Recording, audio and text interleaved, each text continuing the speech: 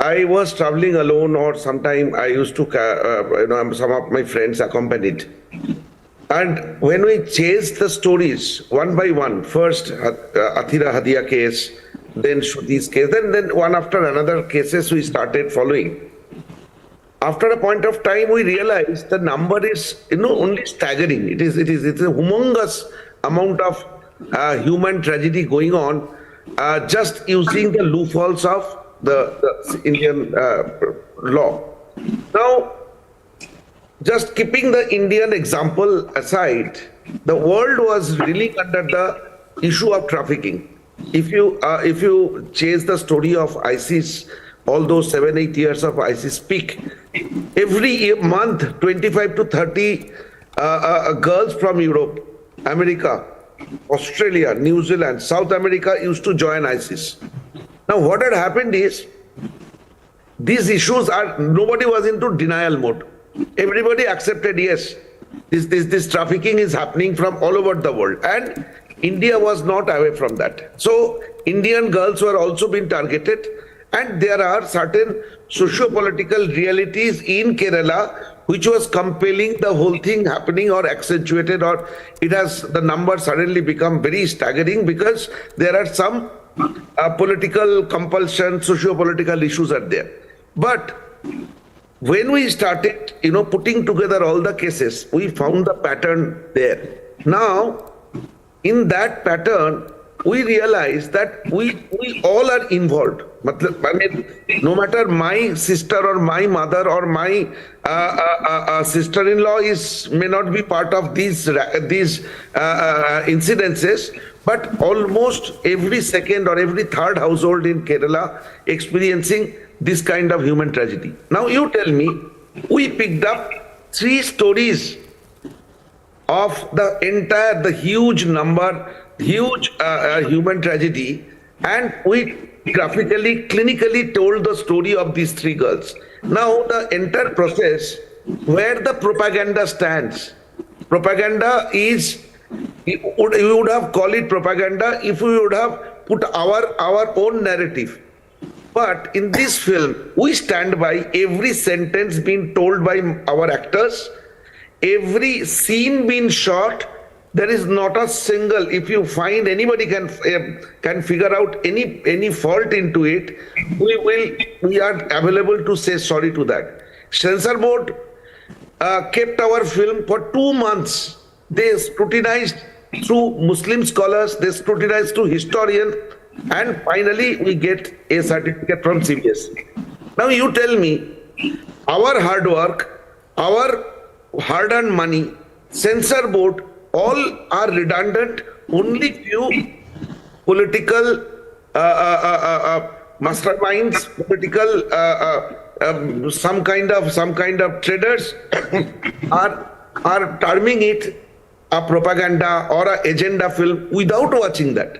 Now, yeah.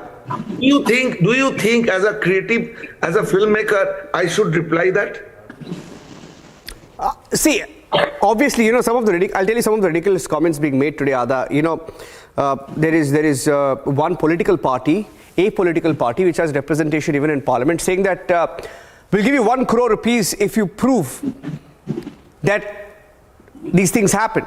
And there is, as a counter, there is another advocate who came out and said, I'll give you 11 crore to prove that it did not happen. It's hilarious, but somewhere, and you go through some of the videos, and these videos are in public domain of these ISIS brides, and specifically from Kerala, there are videos of them giving interviews in Afghanistan, some on candid camera with their children seated next to them. These are real stories. You can't deny what happened, right? And that human side somewhere, is it getting lost in the politics, Adah?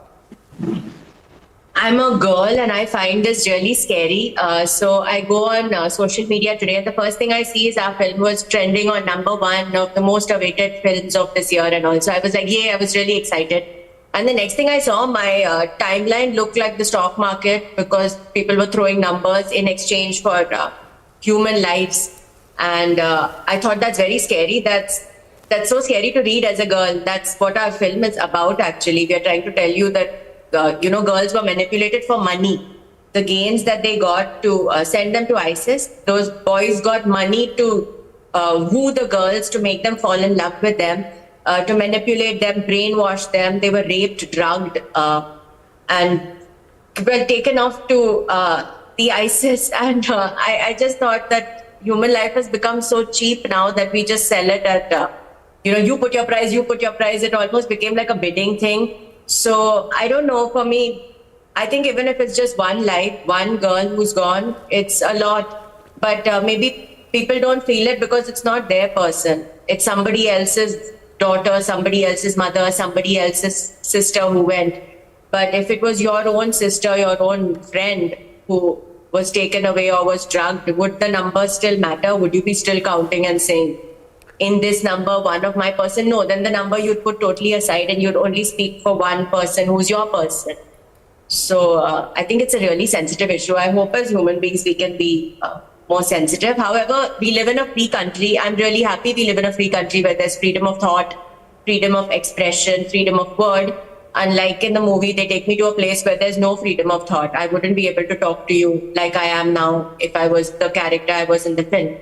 So I think everyone's freedom of thought should be respected. But our movie is now releasing, so maybe they can watch the film. And I promise you there's nothing derogatory said about Kerala. I am from Kerala, so, and our makers are reputed people. They won't make a movie that says anything derogatory about a state. In fact, we've shown Kerala to be really beautiful. Yeah, that's a shortcut many politicians and political parties take, but I won't get to that. But what I do want to talk about is what many, I feel, even TV channels perhaps not paying attention to the human suffering of it. Because I still remember we spoke to the mother of Nimisha, who several years back was fighting to bring her daughter back when she had the chance. When did she have a chance? When the Taliban had not yet taken over Afghanistan. Now the Taliban has taken over Afghanistan. Perhaps she will never see her daughter. We don't know. But India doesn't want them back. And the stories are many, isn't it, Adah? I'll just take one more question to you. The stories are many. Why don't you tell us some of these stories of, the case studies that you researched, perhaps, while making this film? To explain these stories in a few sentences is just selling it so short. It's almost like you have to watch. Even our film is a 2-hour film. We try to put in everything that we can. But these girls have lived lives like that. You can't imagine one day like that. Imagine if you were a girl, a simple situation, and you're any person, and I take away your mobile phone for a few hours, you'd probably freak out and get withdrawal symptoms. Imagine being in a place where your phone is taken away from you. You don't know when you will get your next meal, and you're being physically abused. You don't know when you can talk to your family, or you might never see them ever again. So our movie covers a lot more different girl stories. There's a lot. So I'm sure once you watch the film, you'll love. Yeah, I haven't watched the film, so I'm curious to see. Vipul, briefly, if you can tell, you must be under a lot of pressure. I've been looking at all it's good publicity, right? It's good publicity. Any publicity is good publicity, but I'm not talking about that. But when you get all of these brickbats, right, and the comments and these politicians having a go at each other, how do you deal with it? I think the only way to deal with it is not look at it, because that's one humble request that we've made to all politicians, that please watch the film. After watching the film, we are ready to answer your criticism. But before watching the film, if you want to jump the gun and you want to discredit us, that's going to be a bit unfair. But fair, whatever everybody's individual stand is, we respect that. I just want to say that as filmmakers, as a team, we are right now looking at taking this film to as many daughters, as many mothers, as many fathers as possible. We want the whole country to see the film. So, finally it will be the audience which will decide whether our story has value or it is just some junk. Yeah. Ultimately, if it connects with the audience, and if audiences find some value in our messaging and our film, then I think we will be very, very satisfied. And again, as I'm saying, we are open for a debate. Yeah. It's a democracy and every political party has a right to express their views. We respect that. But this is our counter, that watch the film and engage with us. You know, the most ironic, and my last question to Sudipta was saying, the most ironic aspect of it all is the so-called liberals asking for a ban on the film. I actually read a few people of these parties that claim to be fighting for freedom of speech saying they want a ban on the film. And you're saying, Sudipta, you stand by every scene in this film, every scene, every story. The thing is, every line we stand by, every word spoken we stand by. Sir, if you don't want to watch the film, then I have a doubt that you want to hide something. Why you want to hide something? We are talking about 3 girls being trafficked. The 3 girls being cheated. Now, who has cheated? Some terrorists. Because it is not only in our country. It is in Europe, it is in America, it is in UK. There are more than 700 girls right now in the same jail where our protagonist Shalini is there.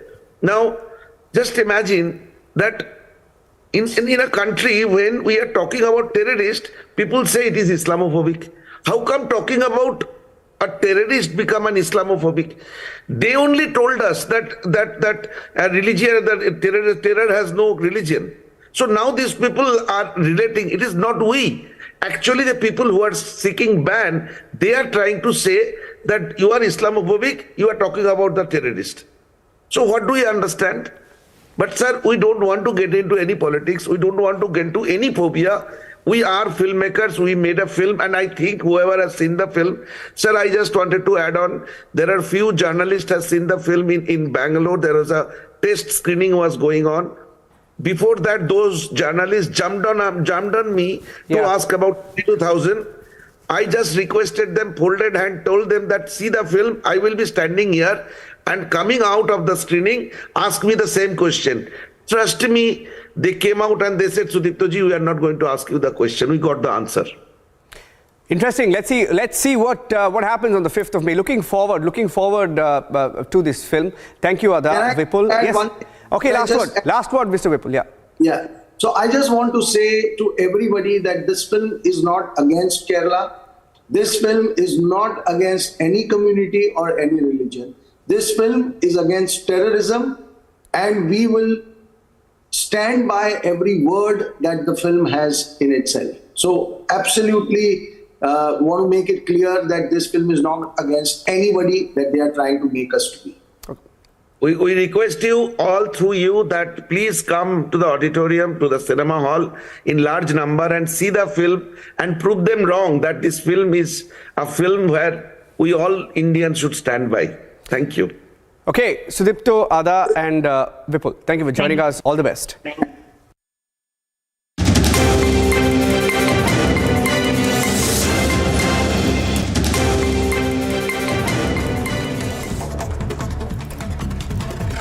Prime Minister Modi has hailed the GST revenue collection for April 2023 being the highest ever at a whopping 1.87 lakh crore rupees. Rahul Gandhi's defamation case appeal will be heard in the Gujarat High Court today. This comes after the dismissed parliamentarian was sentenced to 2 years in prison by a Surat court.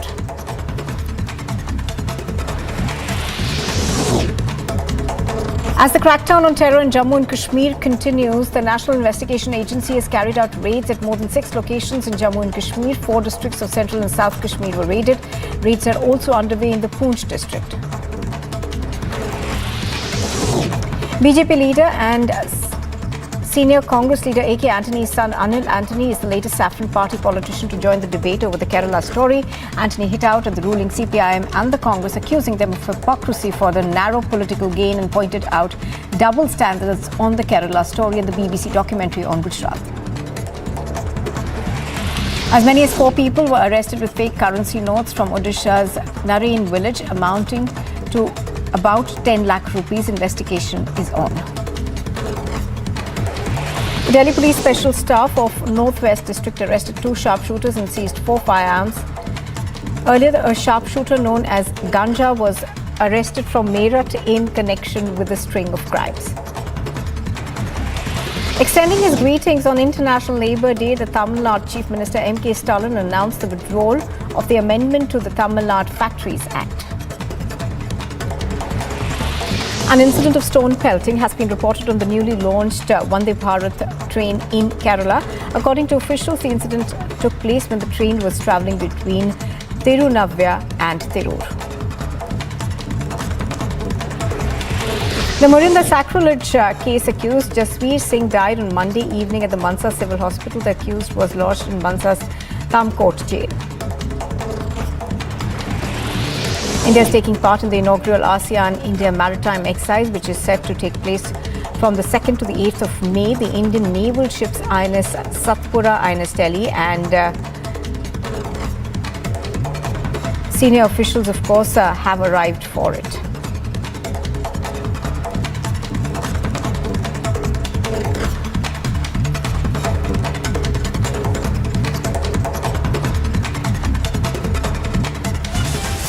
Now, a football match in Chile's top league was abandoned after fireworks thrown from the crowd hit a match official and a camera person.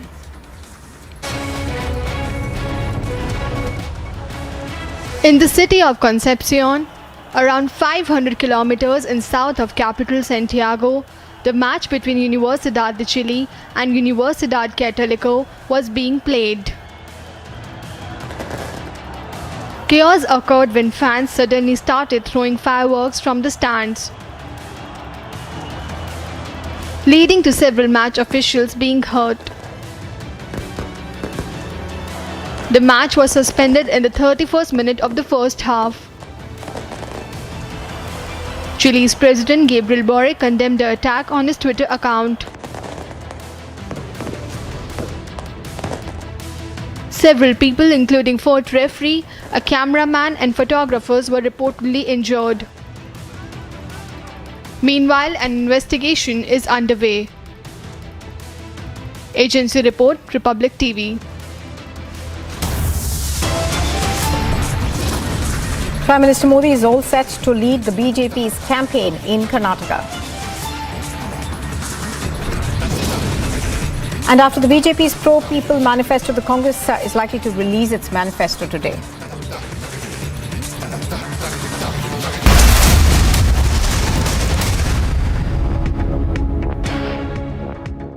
Arvind Kejriwal, KCR, Nitish Kumar ji ने आज अभी बहुत बड़ा काम किया। उन्होंने कैसे gangster को छुड़वा दिया, एक सर्विंग डीएम को मारा। आपको लगता है 24 में आप सब एक साथ आके कुछ बीजेपी को टक्कर दे पाएंगे अखिलेश जी? क्योंकि माँ गंगा साफ नहीं हुई। अब आप दलों के बारे में बात करें तो मैं स्वीकार करता हूँ, क्योंकि कोई ना कोई विपक्ष तो हो और कोई रास्ता खुले ऐसा कि जहाँ पर बीजेपी का मुकाबला किया जा सके। जब कांग्रेस थी तो कांग्रेस के खिलाफ गठबंधन बनते थे, आज बीजेपी है तो बीजेपी के खिलाफ है, क्योंकि पहले बीजेपी में गठबंधन था।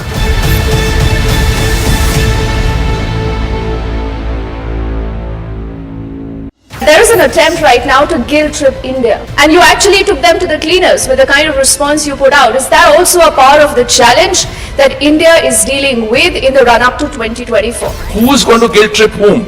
Somebody who was buying more oil in one afternoon than we were buying in a quarter? I think the time to take India for granted or to try and somehow make you feel as if you're doing that something which is not right. As a democratic elected government, we are answerable only to the Indian consumer.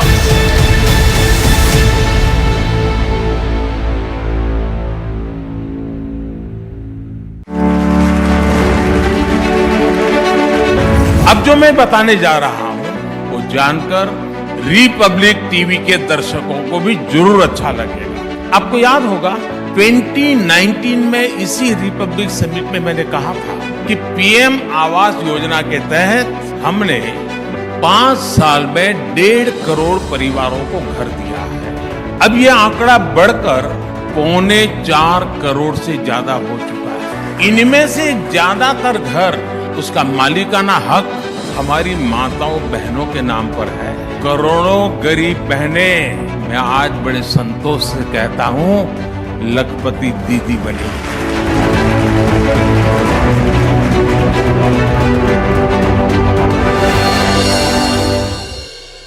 (2014) से पहले मनरेगा को लेकर कितनी शिकायतें रहती थी। कई जगहों पर तो एक दिन के काम के बदले 30 दिन तक की हाजिरी दिखाई जा रही है, यानी पैसा कोई और हजम कर रहा था।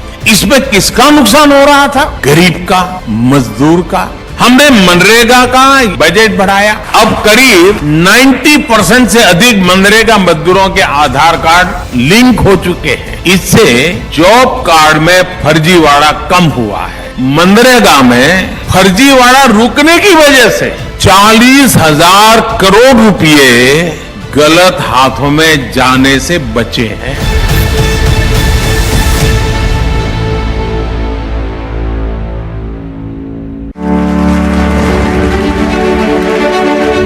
जो पुरानी सोच और अप्रोच वाले लोग थे वो कह रहे थे कि मेड इन इंडिया वैक्सीन की जरूरत क्या है, दूसरे देश बना ही रहे हैं, वो एक ना एक दिन हमें भी वैक्सीन दे ही देंगे। लेकिन संकट की घड़ी में भारत ने आत्मनिर्भरता का रास्ता चुना और परिणाम हमारे सामने है। बहुत बड़ा पॉलिटिकल कैपिटल मैंने रिस्क पे लगाया था दोस्तों, सिर्फ और सिर्फ मेरे देश के लिए।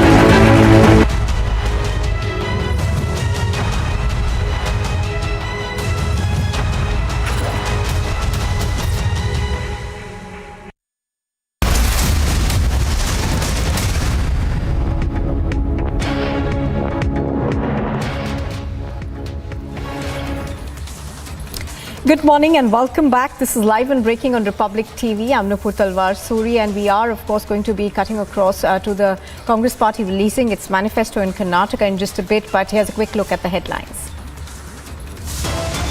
Prime Minister Modi will be leading the BJP's campaign. Big rallies and mega roadshows are lined up for Karnataka. Campaigning enters its final leg. The BJP goes all out, deploys its top guns.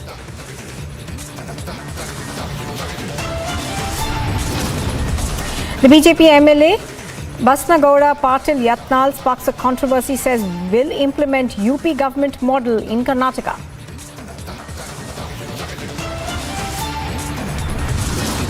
US report targets Indian government and agencies, cites anti-conversion law and hijab debate to target India, also seeks sanctions on agencies.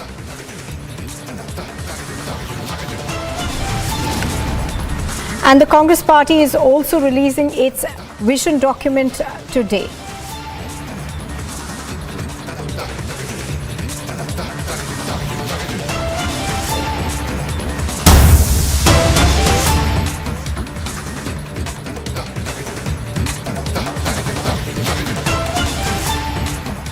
Well, after the BJP released its manifesto, Mallikarjun Kharge has unveiled the Congress's manifesto in the traditional manner by adorning it with haldi and kumkum along with betel leaf and nuts in presence of top Congress leaders. Kharge says that the Congress has prepared the manifesto on the theme of a garden of peace for all communities. So you can see on your screens the three top Congress leaders over there in Karnataka.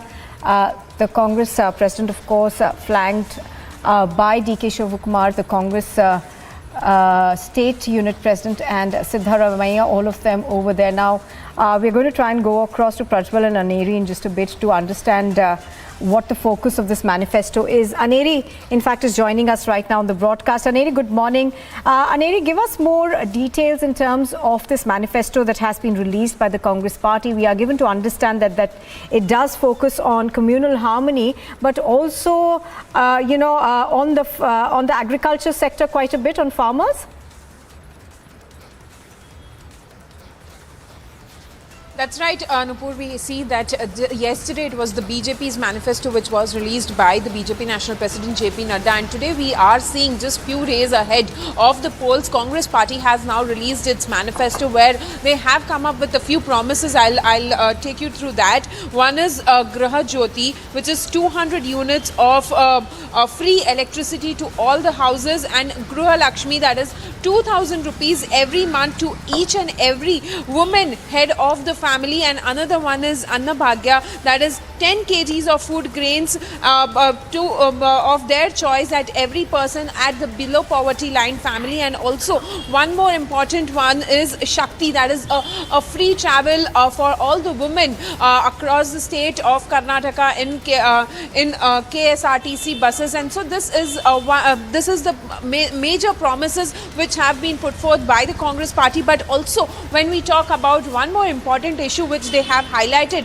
the war over Nandini versus Amul, which has been going on here in the state of Karnataka. Well, now Congress party has come up with that, and they have stated that Nandini is ours and we will not allow anyone to destroy the existence of our pride Nandini. Well, the war of words between Nandini and Amul, which has been going on since a long time here in the state of Karnataka. Well, now in the manifesto of the Congress party, they have mentioned this, that they will not allow anyone to destroy Nandini, which is the pride of Karnataka, and also at the same time now various issues being put forth by the Congress party, and also at the same time we are seeing that they have highlighted various issues like agriculture, law and justice, and also at the same time horticulture is also one of the important things which have been put forth in this Congress manifesto. Well, when we compare it to BJP had also come up with few promises in their manifesto, and one of them very important in the BJP's manifesto was the Uniform Civil Code. But also at the same time the Congress party had slammed the BJP over freebies, but then now we also see how Congress party has come up with announcing a few promises like a free travel for women, 200 units of free electricity, 2,000 rupees for the women in every household. Such many such promises which have been put forth. Well, now we also are seeing that one more promise which is being come up,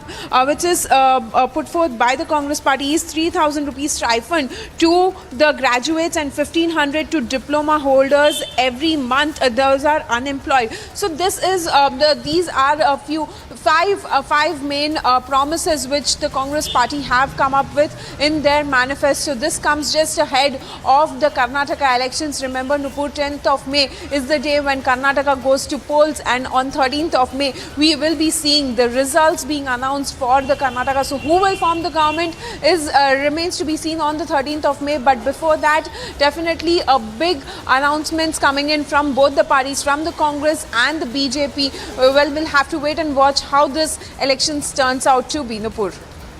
Oh yes, absolutely. So, Aneri, I wanted to bring your focus back on the fact that there seem to be quite a few promises being made to women. Now, Karnataka, of course, is one of those states which does have about 50% of women representation, and almost, at least half of the constituencies in Karnataka. So that, is something that the Congress perhaps may have kept in mind while making its manifesto. That's right, because when we talk about the five most important promises, out of which four are for women. First one, Gruha Jyoti, that is 200 units of electricity to every household, then 2,000 rupees, Gruha Lakshmi, that is 2,000 rupees to every month, each and every woman at family head. So that is one such, and Anna Bhagya, where they give grains for 10 kgs grains for free, and also at the same time Shakti, that is women being allowed to travel in KSRTC buses for free. So definitely main focus this time for the Congress party they have put forth is for women.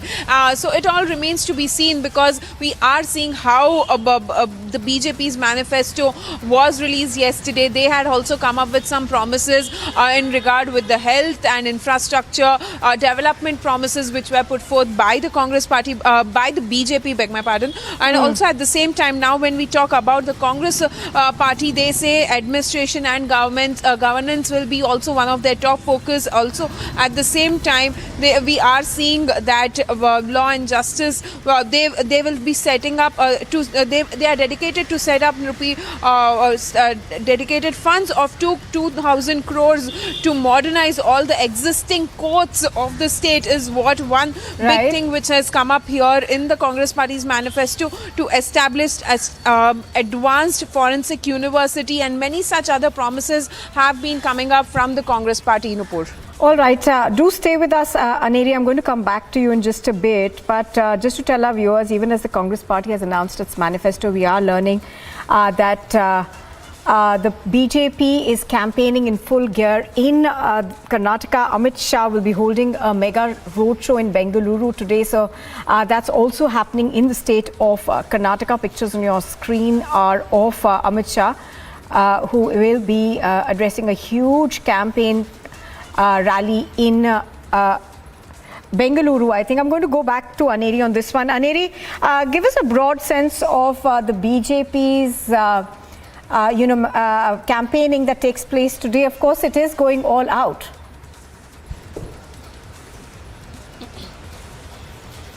That's right.